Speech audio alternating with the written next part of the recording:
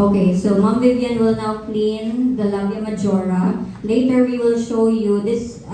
This one here, Mom Vivian is using a washcloth, just like what it says in your fundamentals book. Later, we will show you how you're going to clean the perineal area using our sterile forceps with cherries.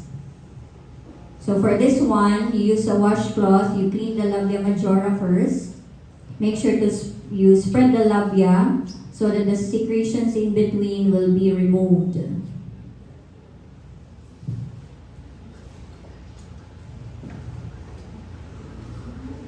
You use the same principle. You use a different side of the washcloth for each stroke.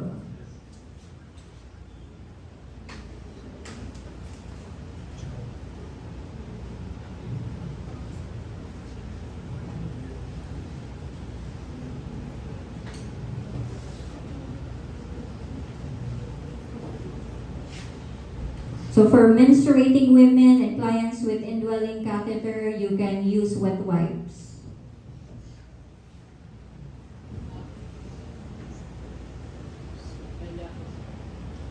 Provide privacy. May damon. Screen.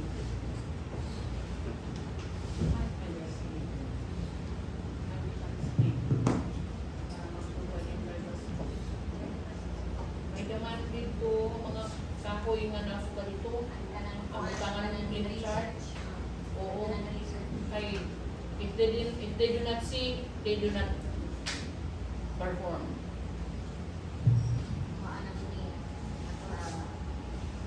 Nabutangan din po ang nabutangan yung flip chart.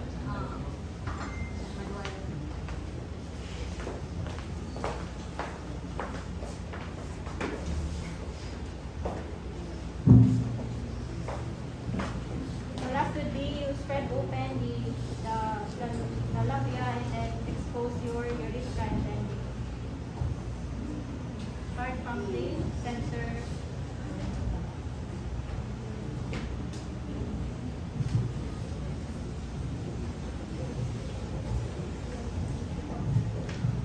Remember what we mentioned earlier, that the patient would need to void prior to bed bath. And you can ask the patient again after you're done with the washing of the back. You can ask the patient if they want to void first before moving on with washing of the perineum, so that you can provide comfort while you are washing the area.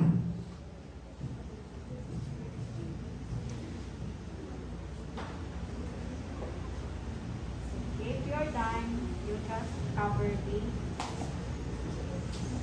Okay. Now for the male. For the male, the position of the patient is knees slightly flexed. Knees flexed with legs slightly.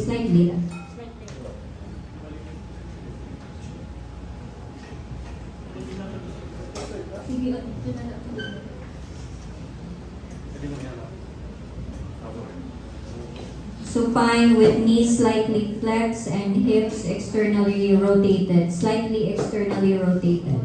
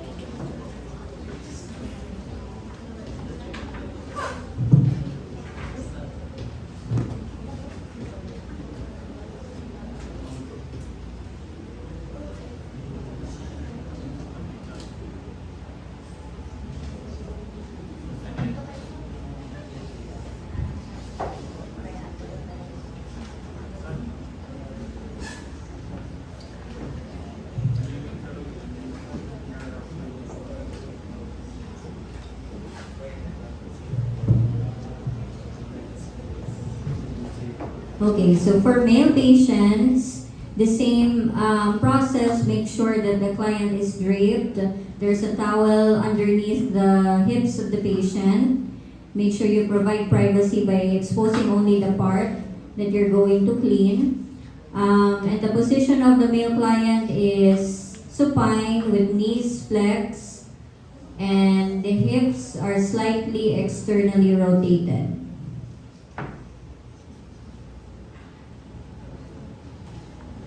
So you assess, make sure you assess if the client is circumcised or not.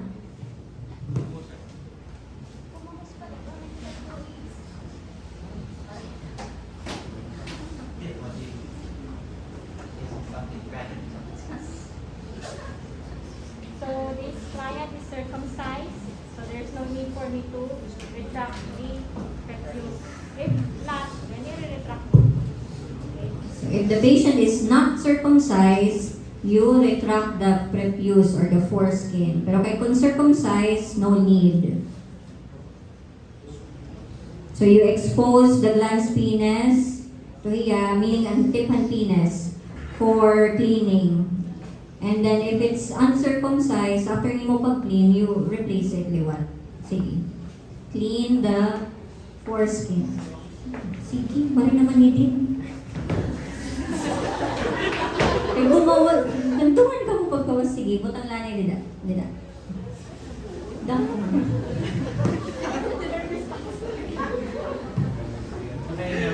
Sige.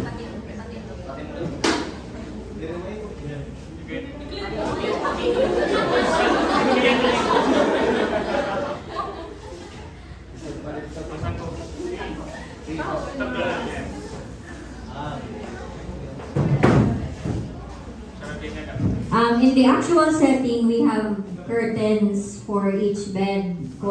Sigunta every kun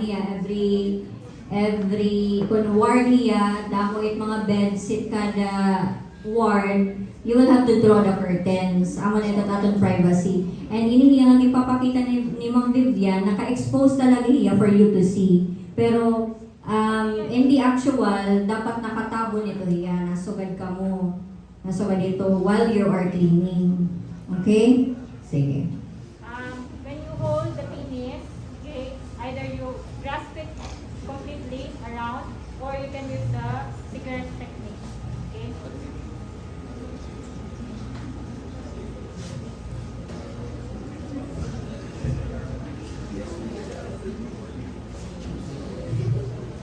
So for children or those who are not circumcised, you will have to retract it because the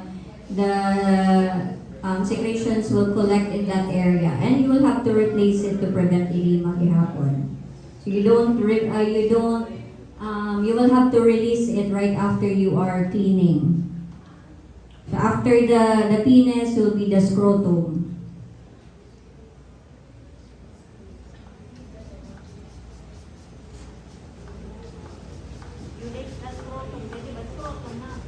Scrotum ha.